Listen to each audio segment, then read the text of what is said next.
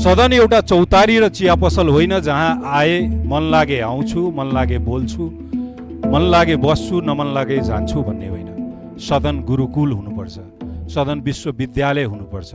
अब म माननीय मनिष शाहलाई समय दिन्छु। समय 5 मिनट। सम्मानीय सभामुख महोदय, यस सदनले आज नयाँ सभामुख पाउनु भएको छ र यसमा सबै दलले देखाएको राजनीतिक सदाशयता र उदारताप्रति राष्ट्रिय स्वतन्त्र पार्टीको तर्फबाट कृतज्ञता र आभार व्यक्त गर्न चाहन्छु। आन्दोलन, योगदान, शहीद, त्याग र त्यस पश्चात आएको यो परिवर्तन र परिवर्तनले लिएर आएको यो एउटा नयाँ सदन। निर्वाचनको क्रममा धेरै ठाउँमा जाँदै गर्दा म विभिन्न साथीहरूलाई भन्ने गर्थेँ, मतदाताहरूलाई अनुरोध गर्ने गर्थेँ कि हामी केवल मत माग्न आएको छैनौँ, हामी साउथ एसियाको बेस्ट पार्लियामेन्टको परिकल्पना गरेर चुनावमा होमिएका छौँ। आज यो सदनमा सबै सहकर्मी, सहयात्री र माननीय प्रतिनिधि सभा सदस्यज्यूहरूलाई हेर्दै गर्दा लाग्छ हामीले साउथ एसियाकै, यो दक्षिण एसियाको उत्कृष्ट सदनको परिकल्पना जुन देखेको थियौँ त्यो साकार भएको छ। अब अभ्यासको पालो आएको छ, अब संस्कारको पालो आएको छ, अब संस्कृतिको पालो आएको छ र सिद्धान्तको पालो आएको छ। सदन योभन्दा अगाडि धेरैचोटि खुमलटार, बालुवाटार, बुढानीलकण्ठ र बालकोटको बन्दी भएर बस्यो र त्यसैले गर्दा सङ्ख्या मात्र गनियो, सिद्धान्त जहिले पनि कमजोर रह्यो। अब सदन सिद्धान्तको हुनेछ भनेर हामीले प्रस्तुत गर्ने पालो आएको छ। त्यसैले गर्दा यसमा सबैजनाको योगदानको लागि म अनुरोध गर्दछु।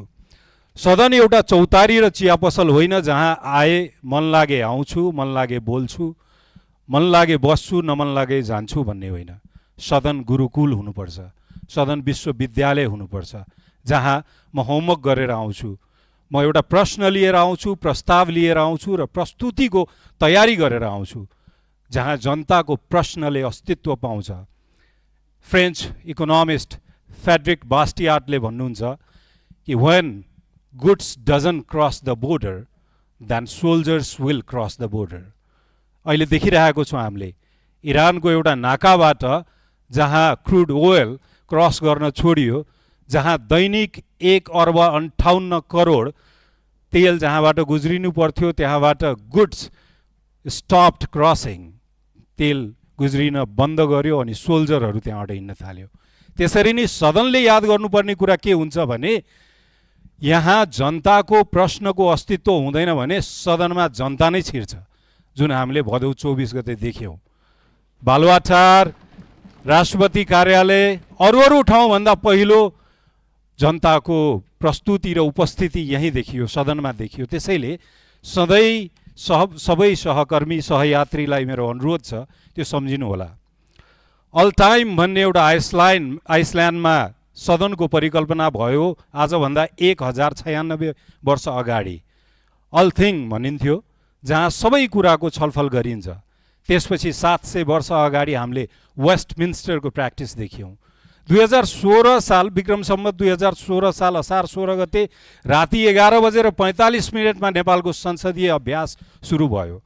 हामी देशको अस्तित्वको जब परिभाषा र अस्तित्वको परिचय पाऊँ, हामी 21औं देश हौँ, तर संसदीय अभ्यासमा हामी जम्मा 66 वर्ष मात्र पुरानो छौँ।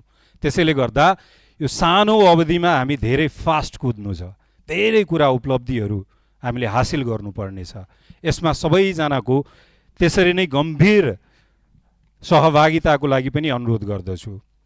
हामीले धेरैवटा कुरा यो सदनमा जसरी नै बिपी कोइरालाले विक्रम सम्वत 2016-17 को सरकारको बेलामा पत्रकार मदन मणि दीक्षितलाई बोलाउनु भयो प्रधानमन्त्री निवासमा र बोलाएर भन्नुभयो कि सदनमा प्रतिपक्ष एकदम कमजोर छ, त्यसैले गर्दा हामीलाई सचेत गराउनु, हामीलाई सजग गराउनु र अलि क्रिटिकल भएर प्रस्तुत भइदिनु भनेर सरकारको तर्फबाट पैसा नै दिएर समीक्षा भन्ने साप्ताहिक निकाल्न थालियो।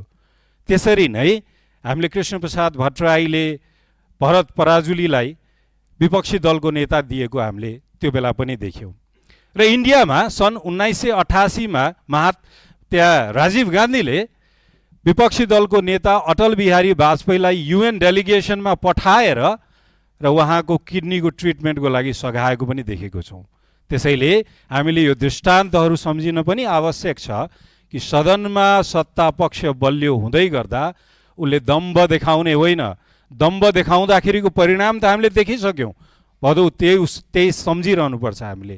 त्यसैले हामीले उदारता देखाउनु छ, संस्कार देखाउनु छ, यसमा हामीले सिद्धान्त देखाउनु छ र यो जिम्मेवारी वहन गर्दै यसमा सफल नेतृत्वको लागि र सफल अभिभावकत्वको लागि पनि नवनिर्वाचित सभामुखज्यूलाई अनुरोध छ र म विश्वस्त छु, केही राजनीतिक सहकर्म गर्ने मौका पाएको छु, तसर्थ म विश्वस्त छु यो कुरामा कि हामीले सफल अभिभावक पाएको छौँ, एउटा कुशल व्यवस्थापक पाएको छौँ।